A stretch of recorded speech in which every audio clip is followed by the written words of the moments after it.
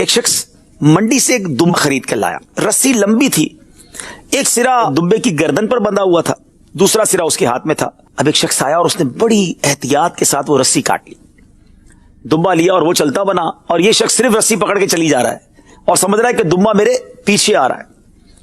جب اتفاقاً کچھ آگے جا کر اسے خیال آیا اور اس نے پیچھے مڑ کے دیکھا تو ہاتھ میں تو صرف رسی تھی, دمبا تو نہیں تھا. بڑا افسوس ہوا.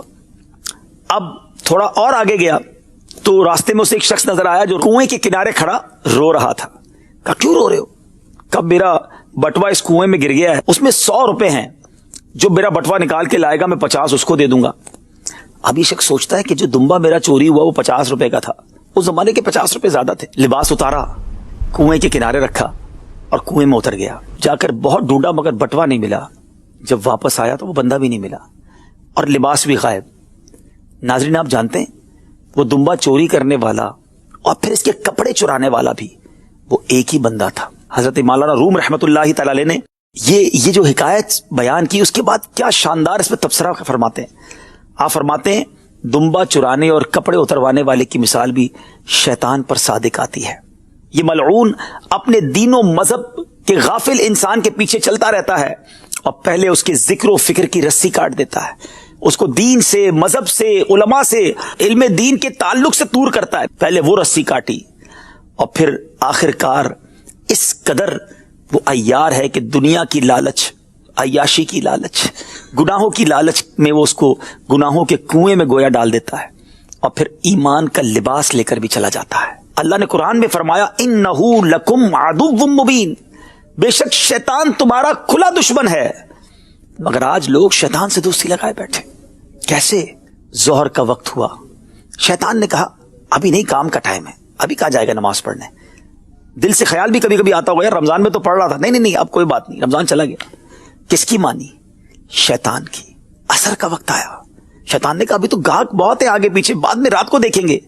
عصر بھی گئی, کس کی مانی؟ شیطان کی. مغرب گئی, کس کی مانی؟ شیطان کی. عشاء کا وقت ہوا, یار ابھی تو بہت تھک گیا ہوں, بس جمعے سے نماز شروع کر دوں گا. عشاء بھی قضا ہوئی, کس کی مانی؟ شیطان کی. موبائل اٹھایا, یہ والا پروگرام, یہ والی ویب سائٹ, یہ والا منظر, جلدی دیکھ لے, کس کی مانی؟ شیطان کی. میں نے تو بہت تھوڑی باتیں بتائی ہیں ناظرین, اتنی باتیں کیا ماں باپ کی مانتے ہیں؟ اتنی باتیں دنیا میں ہم کس کی مانتے ہیں؟ شاید روزانہ ہم سے شیطان اتنی باتیں منواتا ہے کہ جو ہم دنیا میں کسی اور کی نہیں مانتے. تو بتائیے نا, کیا یہ دشمنی ہے یا یہ پکی دوستی ہے؟ اور شیطان کی دوستی برباد کر دے گی. اور ایک بڑی پیاری بات ایک بار میں نے سنی تھی کہ جو بندہ روز شیطان کی مانتا ہے نا, کہیں ایسا نہ ہو کہ مرتے وقت بھی شیطان کی مان جائے. مرتے وقت بھی اگر مان گیا اور شیطان نے کہا کہ معاذ اللہ, کیونکہ احادیث میں یہ مضمون ہے کہ شیطان آخری وقت انسان پر حملہ کرتا ہے کہ بے ایمان ہو جا, معاذ اللہ غیر مذہب اختیار کر لے, اور انسان اس کی بات مان کر بعض اوقات اس کا ایمان بھی وہ چھین لیتا ہے. جو روز مانتا ہے وہ آخری وقت بھی مان سکتا ہے نا.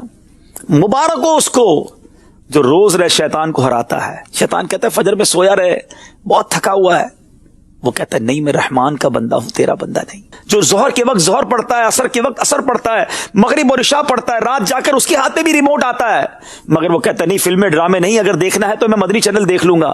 کس کی مانتا ہے؟ رحمان عز و جل کی, شیطان کی نہیں.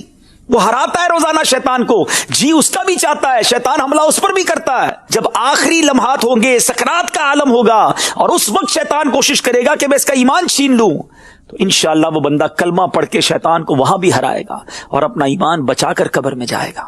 فیصلہ آپ نے کرنا ہے.